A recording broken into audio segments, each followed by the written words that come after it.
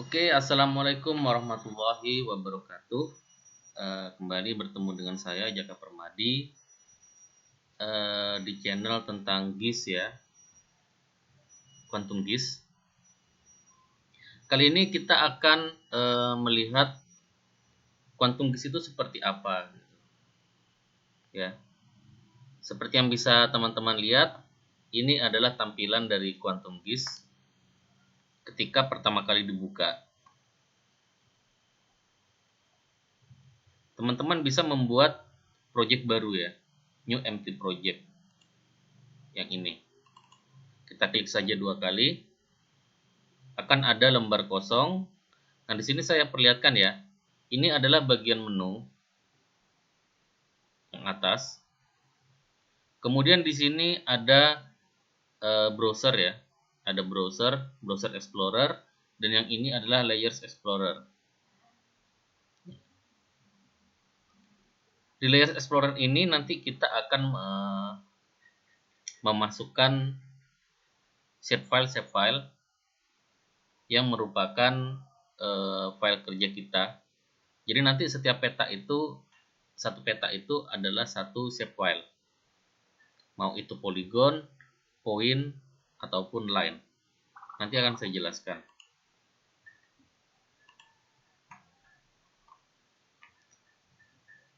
Oke, sekarang ke bagian awal. Ini adalah project baru kita. Bagaimana caranya menyimpan project baru kita?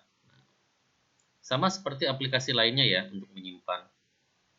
Teman-teman bisa buka di project, kemudian save gitu ya, atau dengan menekan Ctrl S. Kita coba saja langsung Ctrl S. Ya. Nah, sekarang kita disuruh mencari tempat di mana kita menyimpan project kita ini. Saya akan coba di D atau di D. Saya akan coba di D, kemudian saya buat folder baru. Misal ya, ini misal.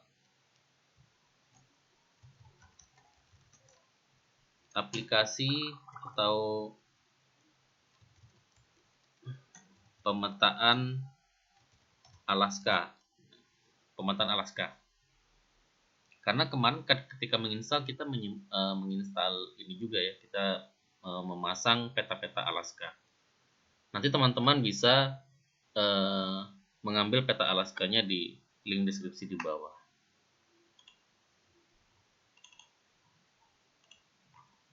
Nama filenya misalkan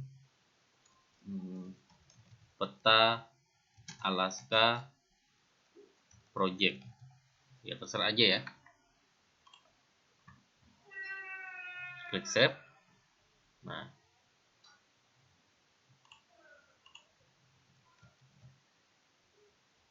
jadi kalau kita cek di Windows Explorer, lokasinya tadi di D, kemudian pemetaan Alaska. Nah, ini dia. Ini adalah file project kita, peta Alaska project. Oke, kita kembali ke Quantum GIS-nya.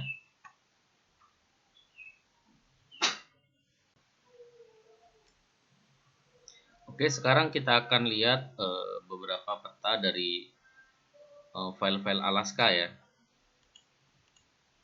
Oke, ini dia file-file yang kita dapatkan dari menginstal kemarin. Ada banyak. Dan di sini kita perhatikan file-file dengan ekstensi .shp ya. Ada airport.shp, alaska.shp, dan lain sebagainya. SHP ini adalah shapefile, di mana shapefile itu adalah format data untuk menyimpan data spasial non-topologis yang berbasis vektor. Vektor itu lawannya adalah raster ya. Vektor itu adalah lawannya raster. Jadi kalau suatu gambar dia formatnya vektor, itu gambar itu dia tersusun atas titik-titik, sehingga ketika gambar itu di zoom in itu nggak pecah. Bisa dibayangkan ya, contohnya seperti ketika kita mengerjakan project di CorelDRAW. Mau di zoom sampai sebesar apapun dia tidak akan pecah. Berbeda dengan raster. Ya, berbeda dengan raster. Raster itu suatu gambar di raster itu disusun oleh beberapa pixel. Nah, satu pixel itu seperti kotak yang sangat kecil sekali. Jadi ketika di zoom, kotak-kotak itu akan semakin besar, sehingga efeknya adalah gambar raster ketika di zoom in itu terlihat seperti pecah. Nah, itu beda dari vektor dan raster. Oke, kita akan lanjutkan. Jadi shape file ini digunakan untuk menyimpan data peta digital pada sistem informasi geografis. Sekarang kita akan coba untuk membuka alaska.shp. Caranya gimana? Gampang banget, di drag aja filenya ini ke Quantum GIS-nya. Kita akan cek ya. Klik alaska.shp, tahan, klik tahan, kemudian geser, arahkan ke Quantum GIS, lepaskan di dalam. Oke. Mudah kan? Nah, sekarang di sini dia meminta file yang kita drag tadi untuk pengaturan proyeksinya adalah WGS 84. Kita izinkan saja, kita klik OK saja. Nah, ini dia filenya.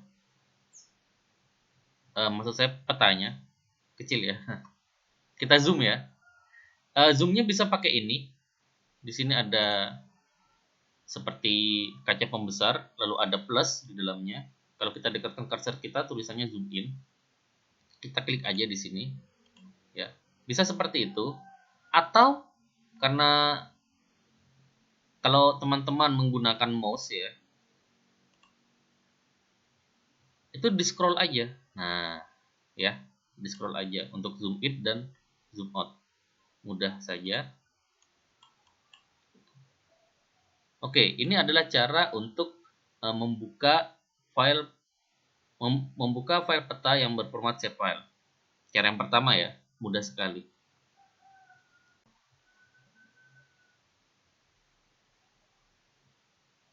Ya. Nah, setelah kita tambahkan dengan cara yang tadi, perhatikan di layers explorer-nya ini,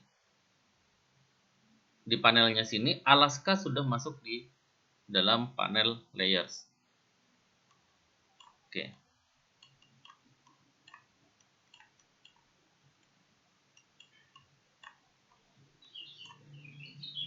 Oke, baik, teman-teman.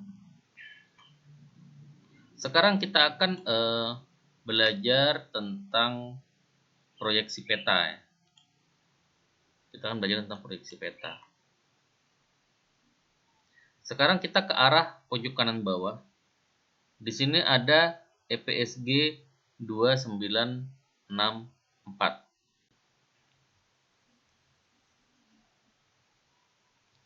EPSG sendiri adalah singkatan dari European Petroleum Survey Group. Nah, agak susah ya. Teman-teman bisa cari sendiri deh di Google ya. Kalau agak bingung saya dengarnya ngomong apa, saya ngomongnya kedengarannya apa gitu. Jadi EPSG itu adalah grup yang merilis database dari sistem-sistem koordinat. Dan EPSG di sini dia menyediakan proyeksi dari petanya ya, dengan kode 2964. Ini bisa kita klik ya, kita klik saja. Nah, Project Coordinate Reference System atau disingkat dengan CRS, atau bahasa Indonesianya adalah Sistem Referensi Koordinat. Jadi suatu peta itu ketika di Quantum GIS itu gambar petanya itu terikat sama titik-titik koordinat. Jadi kalau ini misalkan saya close dulu. Jadi kalau kita arahkan, ini saya perbesar misalkan, kita arahkan kursornya ke sini. Perhatikan di bagian bawah itu ada koordinat. Nah, di sini ya. Perhatikan. Nah, itu. Jadi setiap gambar itu terikat dengan koordinatnya.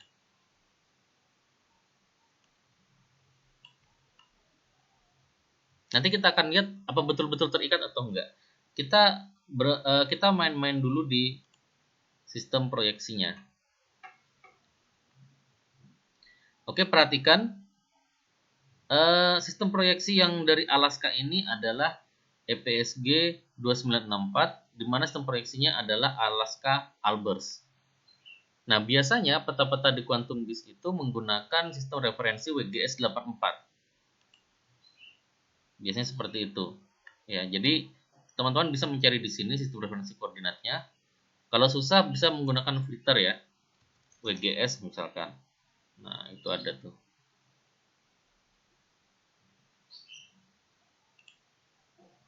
WGS 84 yang EPSG-nya 4326. Ya. Nggak usah dihafal ya, karena emang nggak bisa dihafal. Ini kodenya banyak sekali. Tapi biasanya peta-peta default dari Quantum Disk itu menggunakan WGS 84 dengan EPSG 4326. Sedangkan untuk peta Alaska sendiri tadi menggunakan 2964. Bagaimana jika dirubah ya? Nah, kita klik, lalu kita oke. Terlihat lebih pipih. Ya, terlihat lebih pipih. Sebenarnya WGS 84 ini merupakan penggambaran dari peta dilihat pada bumi yang berbentuk bulat gitu. Makanya Alaskanya agak pipih. Nah, WGS 84 sendiri itu unik ya. Contoh, misalkan saya perbesar sampai sebesar ini. Kemudian skalanya kita lihat 1 berbanding 3.877.468 dengan koordinatnya sekian. Ini ketika kita geser, seret. Nah, perhatikan skalanya berubah. Skalanya berubah. Karena dia menggambarkan bumi yang berbentuk bulat gitu, dan pengukurannya jadi bukan tidak presisi sih, tapi dia skalanya menyesuaikan dengan bumi yang bulat itu. Jadi 1 banding ini kan artinya setiap 1 cm di dalam peta berarti dia mewakili 3.795.000-an cm di kondisi yang sebenarnya. Oke. Sekarang kita akan menampilkan peta yang lain, yaitu grassland ya. Kita akan menampilkan peta yang grassland, tapi menggunakan cara yang berbeda. Kita nggak ngedrag, kita buka dari cara manual.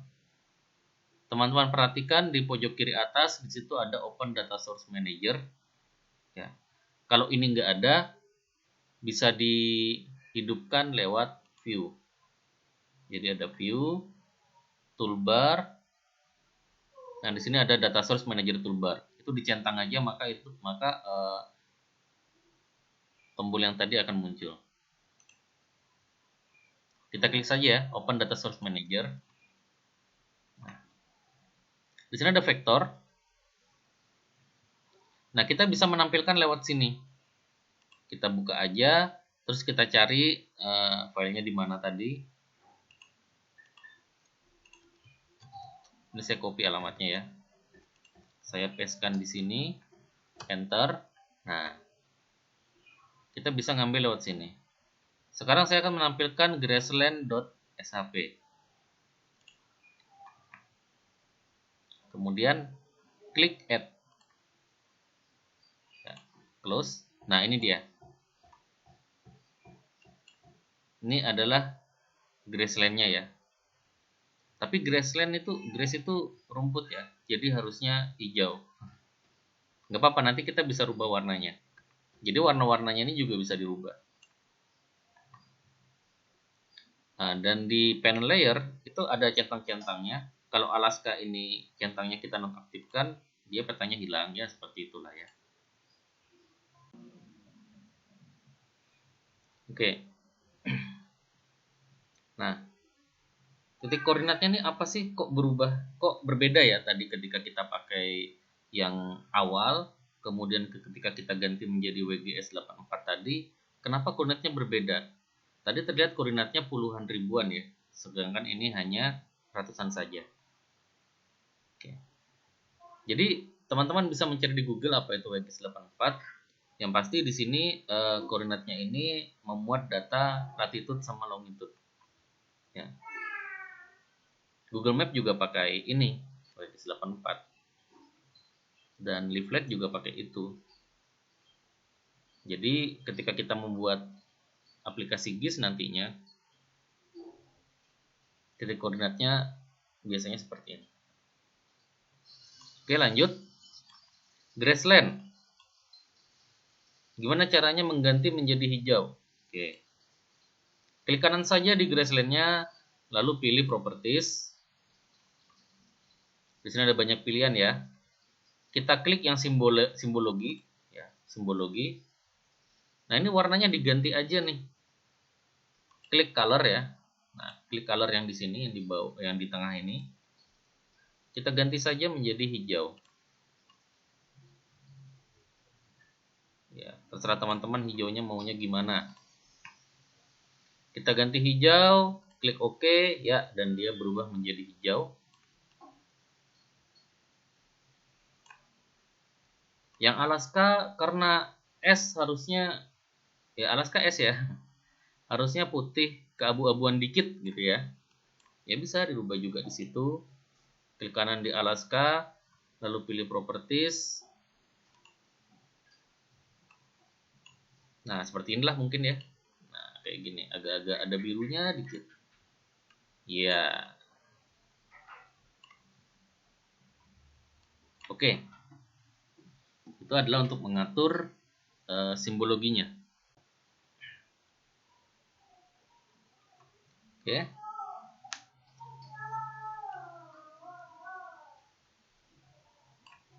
Baik. Selanjutnya, jadi di pemetaan itu dikenal dengan 3 simbol ya. Yang pertama itu adalah poin atau titik ya. Yang kedua line atau garis. Yang ketiga itu poligon. Yang teman-teman lihat di sini itu adalah poligon ya. Jadi poligon itu sekumpulan titik yang membentuk garis tapi garisnya tertutup gitu. Ya, untuk definisi lebih jelasnya bisa lihat di Google.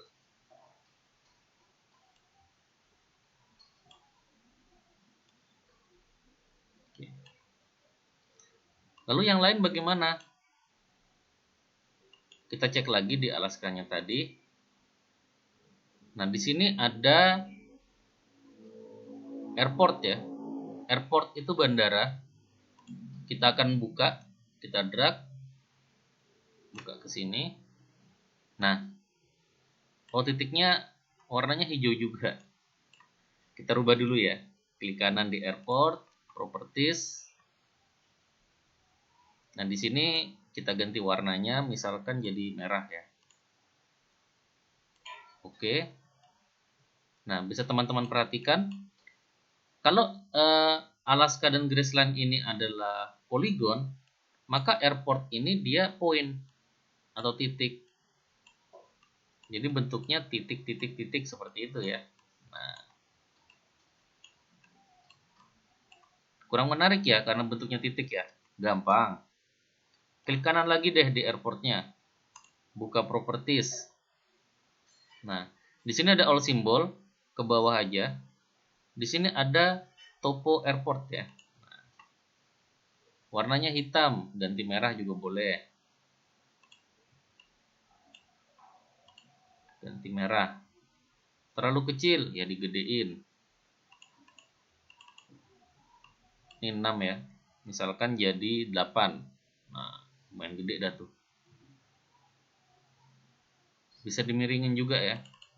Misalkan 45. Nah, seperti ini. Jadi agak-agak gimana gitu. Oke. Nah, ya. Itu. Loh, yang ini kenapa tenggelam di bawah Graceland? Karena di pen layernya posisi airport itu di bawah dari Graceland. Kita geser aja dia ke atas, di drag aja.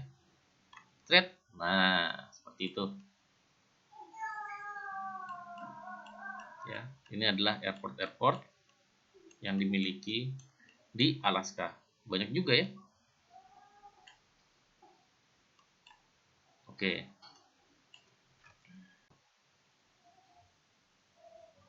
Oke. Nah, sekarang coba deh pertanyaan ini kita zoom out ya. Kita zoom out.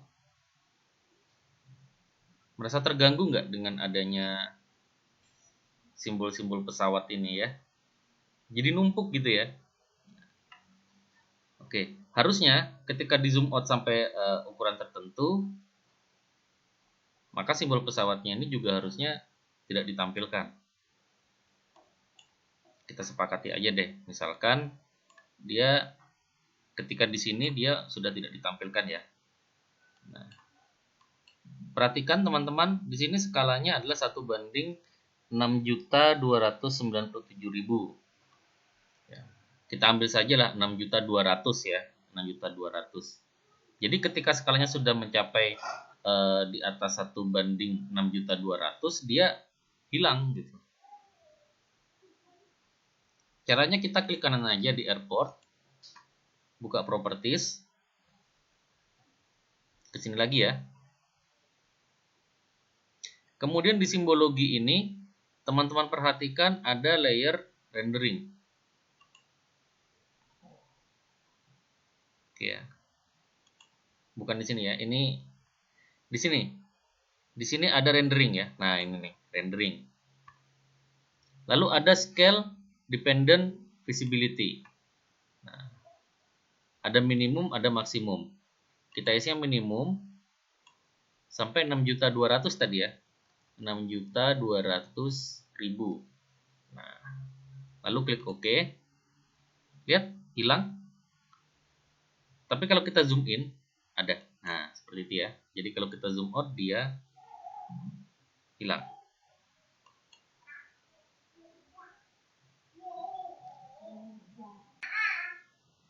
Oke. Perhatikan tadi poligon ada, poin ada ya, pesawat ini tadi landasan terbang. Sekarang kita akan cek kalau line itu seperti apa ya. Line atau garis itu seperti apa. Nah, di sini ada rivers ya, atau sungai ya, atau sungai. Nah, ini kita buka. Nah, ini ada, kebetulan warnanya ungu ya. Ini kalau kita zoom, nah ini yang namanya line. Ini yang namanya garis ya. Jadi ya bentuk garis aja gitu. Nah, itu adalah sungai. Jadi poin atau biasanya kita sebutnya marker ya. Jadi markernya itu ada landasan pacu, terus lainnya ada sungai, dan sisanya adalah poligon. Jadi lengkap ini ya, 4 ini. Oke, sekarang kita akan belajar menyimpan data save file ini ya. Contoh saya mau menyimpan Graceland-nya di tempat lain. Misal kita asumsikan Graceland-nya itu belum ada dan kita yang buat gitu. Cara nyimpannya gimana? Klik kanan saja di Graceland, kemudian pilih export, lalu pilih save fitur as. Nah ini sebenarnya ada tabelnya ya. Nanti kita akan lihat tabelnya. Kita mau nyimpannya di mana? Nah, kayak tadi ya. pemetaan Alaska. Nama filenya misalkan, karena ini Grassland ya, coba grassland.shp ya, Esri shapefile shp. Jadi pastikan dulu formatnya nih adalah Esri shapefile, bukan format yang lain. Oke, kalau sudah klik OK. Nah, ini ya, coba Grassland. Dan kalau kita buka di folder pemetaan Alaska, nah ini ada nih. Jadi lengkap dia ya. Jadi kalau kita menyimpan save file, ini yang CPG, DBF, PRJ, sama SHX-nya juga ikut tersimpan. Oke, ini saya nonaktifkan aja. Oke, baik. Sekarang kita coba sesuatu yang lebih menarik ya. Ya, mungkin dari tadi teman-teman penasaran, ini nama sungainya sungai apa sih? Terus nama bandaranya bandara apa sih gitu ya? Oke. Sekarang kita coba munculkan nama bandaranya ya. Jadi kalau teman-teman perhatikan, kalau kita klik kanan airport ini, kemudian buka open attribute table. Nah, di sini ada seperti tabel dari database ya. Nah, nih. Ada nama, ada penggunaan dan seterusnya. Ada foreign key ya, ada foreign key. Oke. Kita buka properties dari airportnya. Kemudian kita klik label. Di sini no label ya. Di sini kita pilih single label. Value-nya tergantung kita mau menampilkan apa. Kalau kita mau menampilkan namanya ya berarti kita pilih atribut name. Klik OK. Nah, itu dia. Nama bandaranya.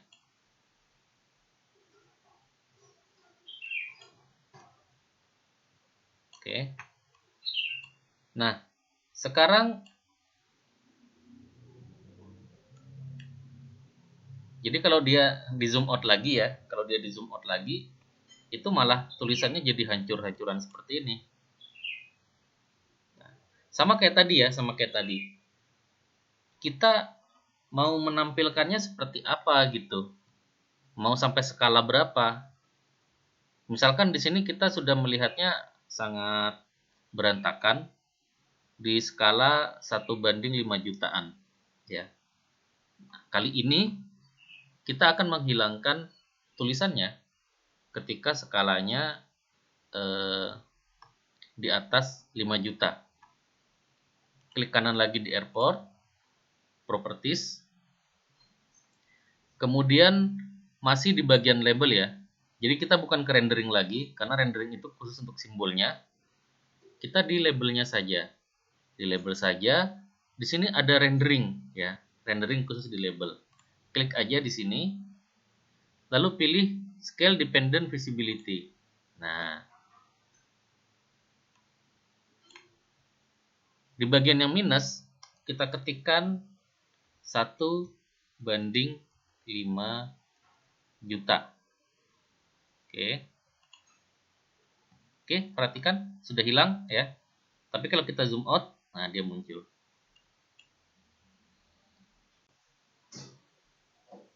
Oke. Sekarang teman-teman lihat untuk nama landasan pacunya atau nama bandaranya, ketika dia di Grassland ini nggak kelihatan ya. Tulisannya hitam saja, bentrok sama warna hijau gitu. Kita akan membuatnya kelihatan. Klik kanan di airport, properties. Nah, di bagian label, ini kita bebas ya di bagian label ini. Kita bisa mengatur ukuran fontnya, jenis fontnya, dan lain sebagainya. Tapi untuk membuat tulisannya menjadi terlihat, kita pilih buffer. Draw text buffer, di mana warnanya putih. Jadi buffer itu dia membuat fontnya itu dikelilingi oleh warna putih ya. Klik OK. Nah, seperti ini.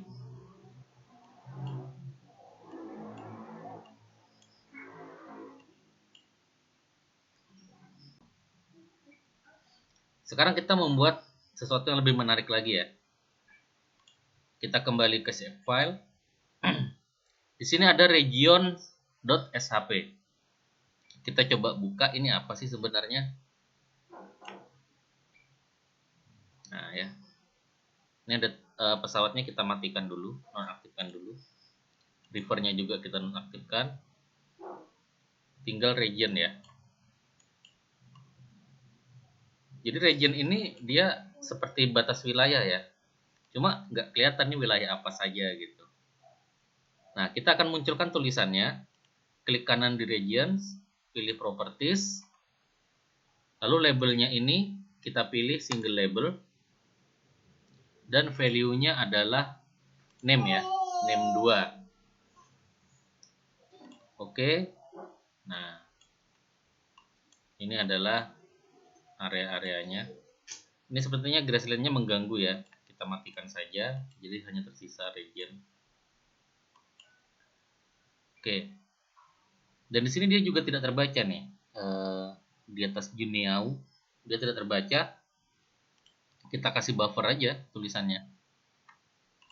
Buffer, colornya putih. Oke. Nah, seperti itu. Nah, tapi biasanya kalau pembagian wilayah ini warnanya kan beda-beda ya. Ini kok cuma satu warna gitu. Sebenarnya bisa sih ya. Kita coba ya. Klik kanan. Karena tadi kalau kita cek tabelnya, dia ada nama, ada tipe gitu ya. Kita akan memisahkan warnanya berdasarkan namanya. Klik kanan, properties. Kemudian di simbologi, single simbol di bagian atas ini kita akan ganti menjadi categorized. Oke. Diganti menjadi categorized. Kemudian value-nya adalah name. Color RAM-nya kita pilih random aja. Lalu kita klik classify. Nah, ya, seperti ini. Kalau kita klik OK, nah perhatikan, setiap area sudah memiliki warna-warna yang berbeda. Oke, sampai di sini pertemuan kita, materi kita. Tetap semangat untuk belajar. Ini baru perkenalan dari QuantumGIS-nya. Untuk berikutnya kita akan belajar bagaimana cara membuat peta. Sekian dari saya. Wassalamualaikum warahmatullahi wabarakatuh.